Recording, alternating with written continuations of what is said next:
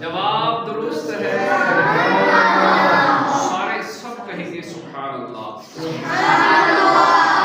जो सुभान अल्लाह कहेगा जन्नत में उसी का दरख्त लगेगा। सुभान अल्लाह।